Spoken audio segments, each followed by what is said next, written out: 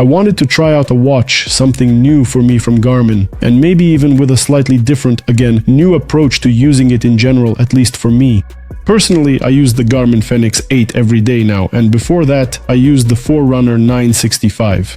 And for over a month now, I've been wearing this watch on my wrist. It's kind of a mix between a tourist, military, and sports style. This is the Garmin Instinct 3 Solar version. This is a video review and to some extent tests as well. And of course, my impressions from using this kind of watch.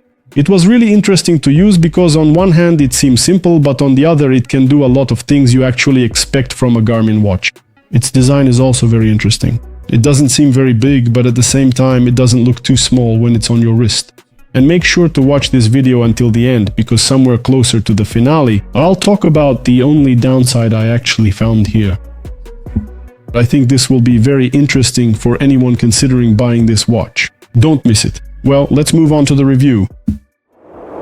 Overall, the updated Garmin Instinct 3 lineup has become very diverse. There are now different versions depending on the type of display, but I specifically have the solar version with a monochrome display and a 45mm size. But alongside this version, the lineup also includes a model with the letter E. And in English, it's a more simplified, stripped-down version in terms of features. There's also a larger 50mm version for those with bigger wrists, and the 50mm version will also have slightly better battery life. And I'll also clarify that my watch has a monochrome memory and pixel display. Why am I clarifying this? Because there's also a version with an AMOLED display. A full-color one, but that version doesn't have solar charging, while this one does. And so, not to leave the entire Garmin Instinct watch lineup without attention, I'll mention that Garmin has recently released another model. This model also has a color display and it's called the Crossover. That one has hands on the display and it's a bit different in design compared to the other Instinct watches. Well, the Crossover is a more exotic version and it really deserves a separate video. It's definitely not for everyone, but this particular watch is more interesting to me, so let's continue talking about it. So it was a bit unusual for me that this display doesn't have a touchscreen at all and you can only control the watch using buttons. Because I'm generally used to being able to combine both touch controls and buttons at the same time. But here it's only buttons. Actually, once you get used to the controls, it's actually quite convenient because there are as many as 5 buttons here, just like on most Garmin watches. And since there are quite a lot of buttons, navigating through the menu and settings and switching between different functions is actually pretty convenient. In addition, there are also so-called shortcuts available for control here. For example, when you hold down a button, either a certain menu or a specific function is activated. Well, for example, here's this compass. Or by holding down another button, you can save GPS coordinates, a GPS waypoint. Because after all, this is quite a tourist-oriented watch. And if that's not enough for someone, you can also set up your own button press combinations. They will also trigger a certain function or even launch an app. You can also install them here through the Garmin Connect IQ App Store. Here in the menu you can set up your own quick access option. For example, you can combine certain buttons to activate a specific function. Let's say, for instance, I have an unassigned slot here. We can see that if you press GPS and down, it can trigger a certain function. Let's set something up. Let's choose what we want to open. For example, open the history to see what workouts we've done. We select this function and exit. And now when we press these buttons, the history will open. Let's try it. I'm pressing it. That's it. Here's our history. You can view it. Actions. What we've done. Breathing exercises. Running. Breathing exercises again. There were strength workouts. And you can see everything we've done. With details if needed. You can look at all the statistics. But now you don't need to look for it in the menu, you just hold down 2 buttons and it will open on the watch. The display itself is monochrome, as I already mentioned, but compared to the previous 2nd generation, the image contrast has been improved. The screen always displays any information you need. You can adjust this in the watch face settings. You can also set up other third-party watch faces if needed. But you need to check each additional watch face you install separately because some watch faces may drain the battery more than the standard ones that Garmin provides out of the box. Here are the watch faces we have. By default, for now, this one is enough for me. You can apply or customize the data that will be displayed here.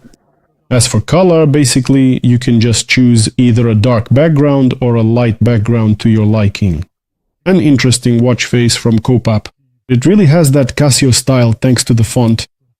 I like it, but it says that it drains the watch battery too quickly. And maybe that's true because I went out for a workout, it was at 9% and now it's at 2%. And I only ran less than 7 kilometers. Maybe it really does consume too much battery power. It could be that some watch face uses more energy, of course. I'll keep testing and watching. But visually, I like it. The font is a bit too small for checking information on the go, though. But overall, it's cool. Right now, you can see how intense the solar activity is. I'll recharge now. I should also mention that in the evening, without the backlight, this display is almost impossible to see. But of course, there is a backlight here, and you can activate it temporarily. But during the day, you absolutely don't need it, because all the information is perfectly visible. The information displayed on the screen, the backlight of this display is simply white, and you can adjust it to whatever is most convenient for you. There are settings in the menu for both brightness and for how and when it will be activated. For example, the backlight can be set to stay on continuously during sports activities. And there are other options in the general use menu. Look, you can change the brightness, set it to 100% like this, or as I use 10%, 20% or even 5%. I leave it like this. In addition, as you can see, you can set different modes. During sports activities, you can set what you need. During sleep, you can also set what you need. A signature feature of this line is this additional round window, where different information can be displayed depending on the usage scenario. For example, this could show seconds, or it could display the name of a particular parameter you're currently tracking, or it could simply be the icon of the app from which you've just received a notification on your smartphone and accordingly on your watch as well. So for instance, if someone messages me on Instagram, I'll see a little Instagram message icon right here. Or for example, if right now the watch is searching for a GPS signal, then you'll see the word GPS displayed here along with the GPS signal strength. In short, it's a pretty cool idea, and this window always shows different information depending on how you're using the watch. Another signature feature of this watch is its really impressive battery life. Because I don't know about you, but when it comes to smartwatches, I'm used to. This is a highly valued feature in sports watches as well. Depending on the settings, this watch can last up to 36 days on a single charge. That's in the most extreme case, let's say in the so-called expedition mode. And by the way, even in this mode, it will still record GPS coordinates. Granted, it will save them at a very low frequency, but it will work. And if you use it in smartwatch mode, the maximum the manufacturer promises up to 28 days of operation. Of course, I'm talking now about the absolute maximum performance figures for this watch. But in reality, everything depends a lot on how it's used. For example, if you use this watch to track workouts with GPS constantly on, then depending on the selected GPS system, it can last on a single charge from 24 to 100 hours. Of course, when we talk about 100 hours, the GPS accuracy will be lower, but if we're talking about 24 hours, that's with more precise GPS operation. If accuracy is extremely important to you at that moment, depending on the selected satellite system mode, the track accuracy during your workout will vary since it tracks the user's movements.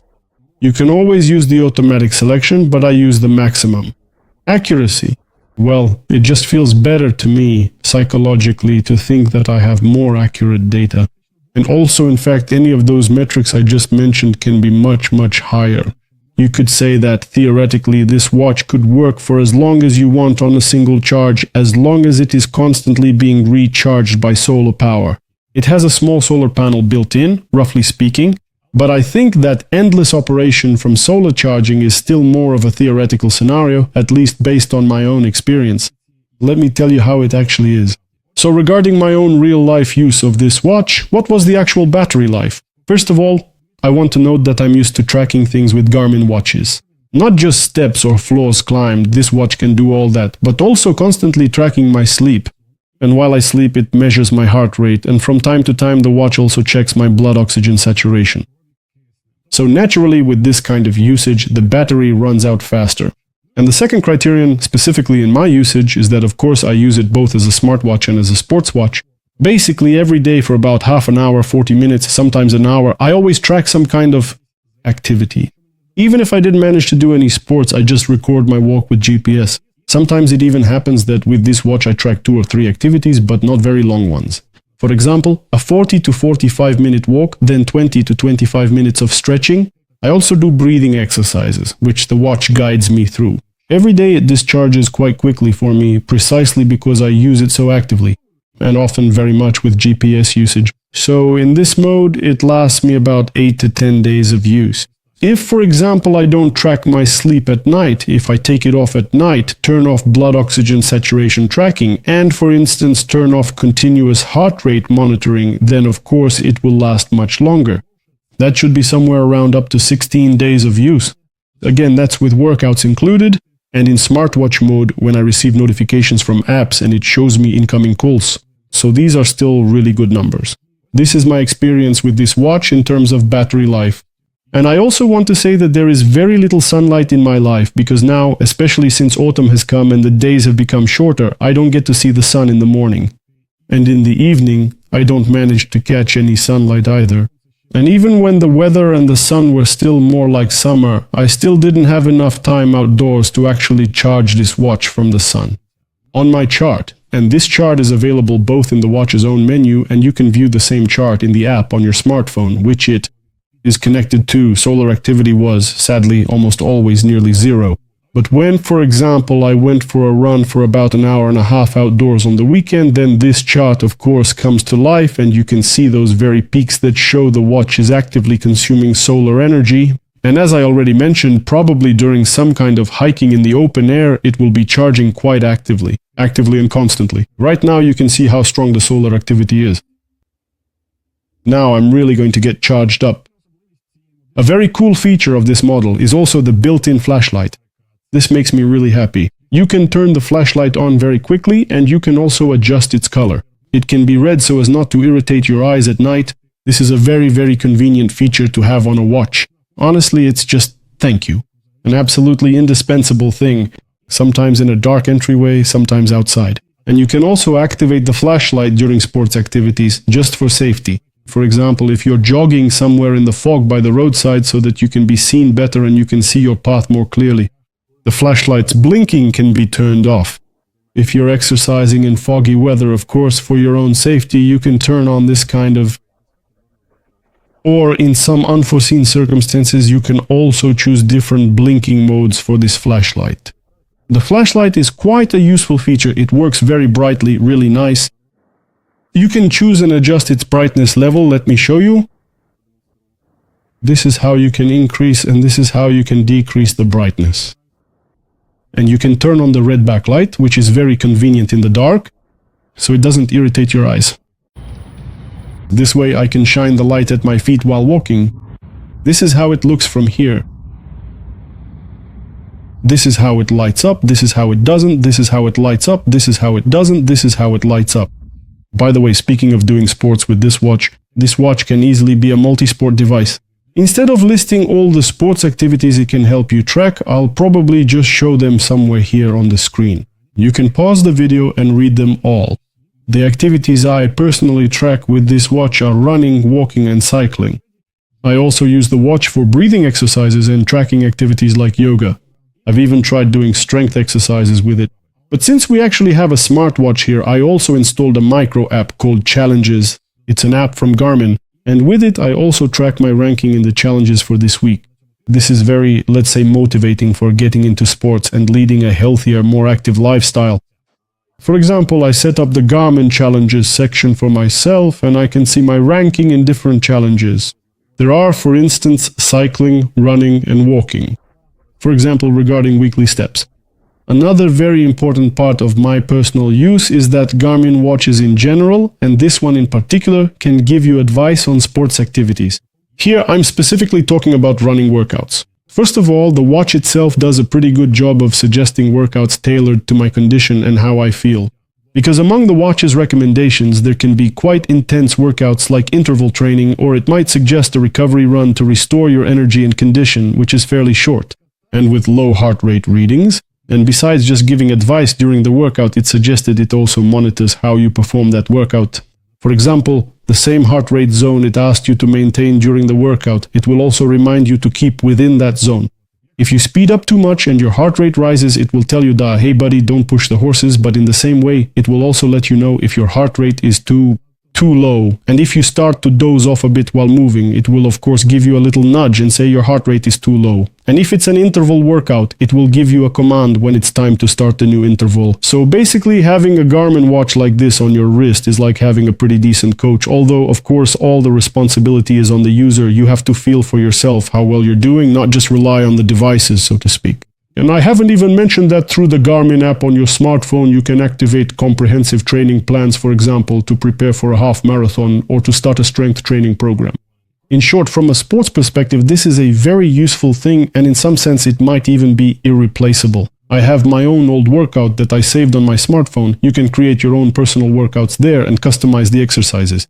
You can set the number of sets, reps, the duration of pauses, rest periods, and so on, and then upload that workout to your watch. As for how the algorithms work that count the number of exercises and so on, it seems to me that more or less, whether it's a more expensive watch or this one, they all work quite accurately. You just press and it starts. Here are our exercises. You have the number of sets, the weight, and you start doing your reps, lifting weights, and the watch starts counting them. Of course, right now it's unlikely to count anything with an empty hand. I'm not sure about that. Oh, it counted 3 reps. I can't say that either of them, even this more expensive watch, counts very, very accurately. Of course, they make mistakes, but you can edit your exercises. When you've completed another set during your workout, you can immediately adjust both the number of reps and the weight used in that set. Well, and the ability to edit these exercise reps is of course very important, because after finishing the exercise in the Garmin app, you can more adequately see both the energy and calorie expenditure, as well as the total weight lifted during this strength training session. All of this, of course, is important. A bit more about health, sports, and tracking your metrics. Here you have virtually all the standard Garmin watch metrics for training loads, readiness for workouts, and emphasis on the appropriate level of intensity as well. The watch also, which is very important, displays heart rate variability, in addition to standard heart rate and blood oxygen saturation. And of course, the watch makes it very convenient to monitor your body's recovery after workouts and exertion. And in general, for example, by looking at heart rate variability, as far as I understand it, you can tell how quickly and effectively your body recovers after any kind of stress. And that stress can be not only physical, but also purely emotional or stress related. So when you see that your heart rate variability reading on your watch is within the normal range, you can be sure that your body is handling various stresses and workouts well and is able to recover in time. And the seriousness of this indicator is shown by the fact that in order for the watch to start displaying it for you, you need to wear the watch continuously and even sleep with it for an entire month. Only after that will the watch begin to show you this indicator. Another very important indicator for me personally is Garmin's proprietary body battery. It's very important for this body battery to be as close to 100 as possible in the morning when you wake up. This will indicate that your body was able to recharge and fully recover during sleep. And of course, throughout the day, you can check the graph of your body battery depletion and understand how exhausted you are and whether it's time to slow down a bit and give yourself a break. In short, those who use Garmin watches already know that you can really get a good sense of your condition and well-being from them.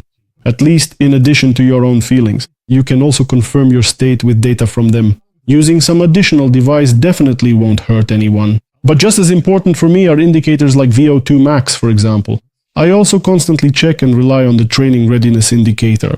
And specifically for running, I always check the ground contact time indicator after my workouts. In my opinion, this is a very underrated metric by many users, because you can actually learn a lot from it. For example, if your ground contact time has increased, it might indicate that the workout was too hard for you. It could also mean that you haven't recovered enough. And if you're doing sprint-type workouts, this metric usually decreases, of course. And if you see progress in reducing this metric, it could very well indicate that your running technique is improving.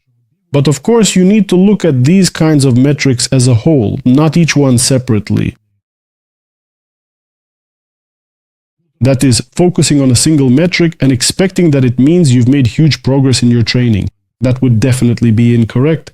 And besides all that, Garmin devices in general allow you to analyze your workouts in great depth.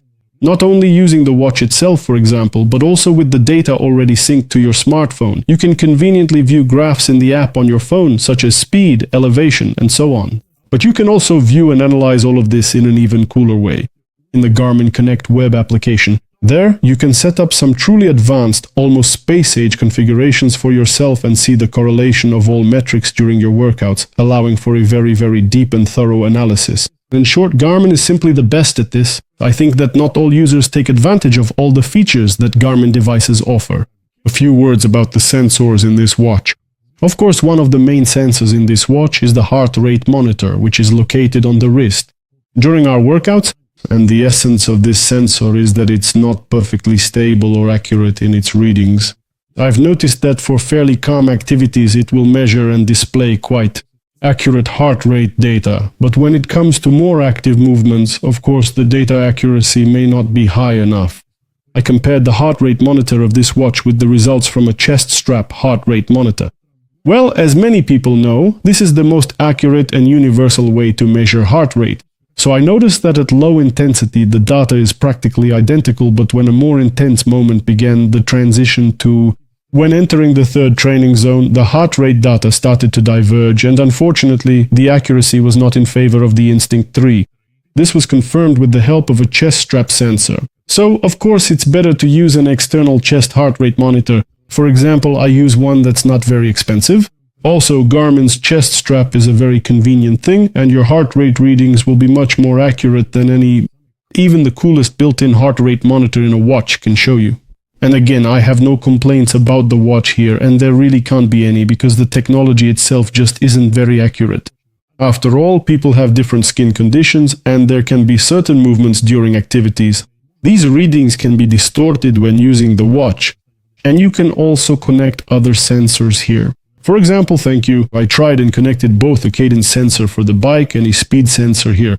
So all these things will work on this watch as well. By the way, regarding using this watch as a kind of makeshift bike computer, of course, it won't replace all the functions of a bike computer for you, not by any means.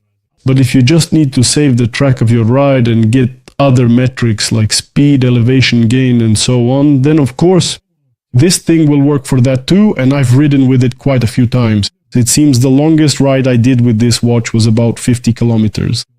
And everything worked perfectly. No complaints in that regard at all. I just got back from a ride. The distance was 50 kilometers and a few extra meters. I started both watches at the same time, just so one of them could serve as a reference. And here's what we have. The Instinct showed a slightly shorter distance. Garmin shows a bit longer. Their GPS settings are a little different. For the workout, I chose cycling for gravel riding. It's loading now. Average maximum speed is 21.39. What about here? 21, maximum 40. It's a bit different. Elevation 228, 232. That's what it shows. Let's find it here now. It doesn't match, you see? Elevation indicator. 273, 271 on the graph. Though you see, it seems to me that even in some rather minor peaks, the graph looks similar, but there are differences specifically in the elevation measurement. Training effect is 4 and 2.5, the rating here is 4126, recovery time is 35 hours, that's a lot. And here it's even more, 48. And here there's also heat acclimatization, 23%. I definitely don't have anything like that here. And one more thing about navigation. It can save your GPS waypoints. They will be synchronized with the Garmin Connect app. That's a very handy feature. It has a compass in quick access. This is also quite a useful thing for hiking and trekking. But what's the catch? Here, actually, despite the rather limited memory of this watch, you can even upload GPS tracks. That is, of course, it won't work as a navigator, it won't show your location on a map, it won't display the streets around you or anything like that, but it will show you the track. And it will guide you along that track. And you'll see that in 300 meters. Keep to the right. Or you can also use this in the backtrack function, for example, when you've gone for a run in some direction in a sort of exploration mode. And you can return along your own route by looking at your watch. At that moment, you'll see your location relative to this track. This is also very useful, and it's here, and it works. As for the tracks themselves, if you already have a GPS track, you can upload it here via the Garmin Connect app. When you open a GPX file with this app, you can choose which activity you want to use it for. And then you simply synchronize this activity with your Garmin watch. The only inconvenience is that it can be quite hard to find the track you uploaded from your smartphone because Garmin's menu is a bit confusing in this regard. But if you're already used to it and know where to look, then using it further will be very simple and very convenient. So I've told you about all the main features I wanted to cover, and of course I haven't even mentioned things that seem obvious to me, like the fact that this watch is water resistant so you can swim with it and track that activity, or that it charges with a standard cable. The Garmin cable, which is also compatible with Phoenix watches like the one I have, as well as with this watch and other models. And I also haven't mentioned or gone too deep into using the app, because in the app you can configure this watch just like you can here in the settings. All of this can also be done through the app on your smartphone. And on the smartphone itself, of course, there are a bunch of other interesting features. I just don't want to repeat myself. I've talked about all of this many times in other reviews of Garmin devices. Please check out our previous review on our channel, for example, of this Fenix 8 watch. There you'll see most of the features. Of course, this watch connects to both Android and iPhone. The only difference is that on Android, you'll be able to reply to messages from this watch using pre-saved replies, but on iPhones, this feature isn't available yet. However, it's said that Garmin is negotiating with Apple to get access to messages so that Garmin watches could send messages even through iPhones. We'll see if they manage to do it. It's very interesting. We're really looking forward to it. It would actually be quite a unique case if Garmin manages to reach an agreement with Apple. I think so too.